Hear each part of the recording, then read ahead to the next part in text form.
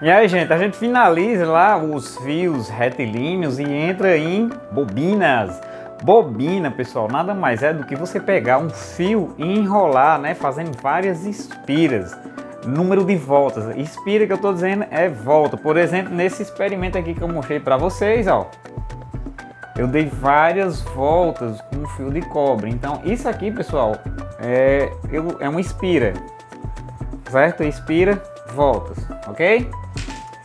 Então, para calcular o campo magnético, quando se trata de bobinas, né, quando o fio está enrolado em forma de espiras, a formulazinha, né, para campo magnético, ela fica um pouco diferente em comparação ao fio retilíneo, certo? Mas os parâmetros são os mesmos. O que vai mudar é o seguinte: que o campo magnético, certo? Em Tesla, você já sabe que o campo magnético em Tesla, ele vai ser diretamente proporcional ao número de espiras, certo?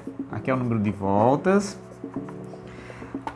vezes a permeabilidade magnética do meio, aquele μ0, certo?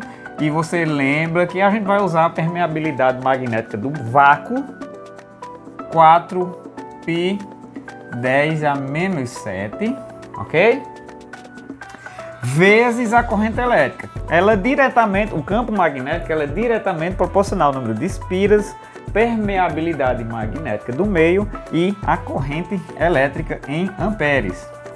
Só que esse campo magnético, quando se trata de bobinas, ela é inversamente pelo dobro do raio dessa espira, certo? A espira, como é um círculo, vamos dizer assim, então a gente tem que considerar o raio, ok? Na realidade, o dobro do raio, beleza? A força magnética para esse tipo de situação eu vou deixar para uma aula extra, porque é a chamada força de Lorentz. Só que aí, pessoal, é o seguinte, vai existir situações em que a bobina, né, ela não é uma bobina completamente, ela é uma espira com apenas uma volta, certo? Alguns autores colocam outra equação sem o N, né? Porque o N, como é uma única espira, multiplicando tudo isso aqui e dividindo por 1 vai ser a mesma coisa, né? Então muitos autores tiram esse daqui. Outra situação que é bastante usada, né, na física com essas tais bobinas é o famoso solenoide. Pessoal, o solenoide, ele é um eletroímã, só que ele é muito maior do que, por exemplo, esse eletroímã aqui que eu estou fazendo, né? Certo?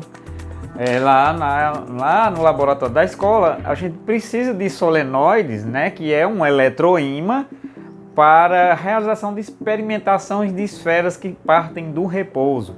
Então, pessoal, o campo magnético de um solenoide, ele é um pouco diferente de uma bobina, certo? Ele vai ser